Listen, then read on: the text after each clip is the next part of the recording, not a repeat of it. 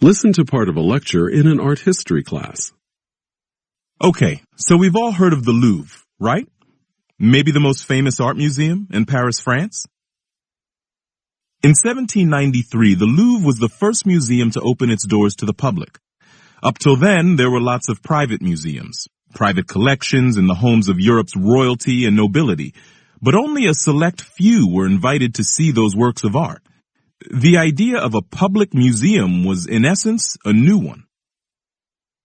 Now, when the Louvre opened as a public museum, it was free to all artists every day of the week. But to those who were not artists, the rest of the general public, well, they were only allowed to visit the museum on certain days. And that's because the public museum was first seen as a teaching institution, a place where past artistic achievements would be available to current artists to learn from. Okay, so you see the first step was taken. From museums that were just private institutions owned by royalty to the Louvre, a museum open to the public with some restrictions. But then there was another shift, and that was brought about by a French painter named Alexandre Lenoir. Lenoir was a young and enthusiastic artist who'd been assigned to be the supervisor of a storehouse for artworks in 1791. You see, the French Revolution was taking place at that time, and many national monuments and other works of art were getting damaged or destroyed.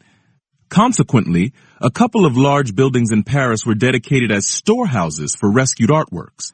5 years later, in 1796, Lenoir did something unique with the art in his storehouse, something never done before. He classified and displayed the paintings and statues by period and style.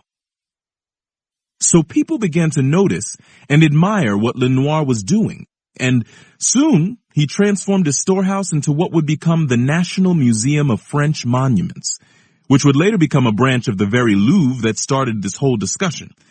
And what's even more notable is that Lenoir's system of classification and display, it became a model for other public art museums, with each room in the museum representing a different century or period of art. Lenoir's belief that a museum should be concerned with public instruction and offer education according to historical periods, this concept seems obvious now, but it was groundbreaking back then. Interestingly, though, not everyone was impressed with Lenoir or with museums in general, for that matter. There were people, including some artists and historians, who were as much against museums as Lenoir was for them. In fact, some argued that museums would pretty much bring an end to art. They contended that works of art removed from their original context were incomplete, that artworks ought to remain in the places, the mountains, towns, in the locations where they were originally created and viewed. Take a painting created in an Italian seaside village, for example. Could that painting maintain its same identity once it was moved to a museum in France? And nowadays, most of us know and appreciate the fact that we can go to a museum and see many works of art from different time periods, artists, and countries. The fact that anyone can go into one place and see works of distant cultures, enjoy their beauty, and even find inspiration in them benefits us all.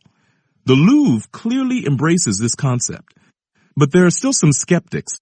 People today who are just as skeptical of art museums as the critics were back in Lenoir's day, and for all the same reasons.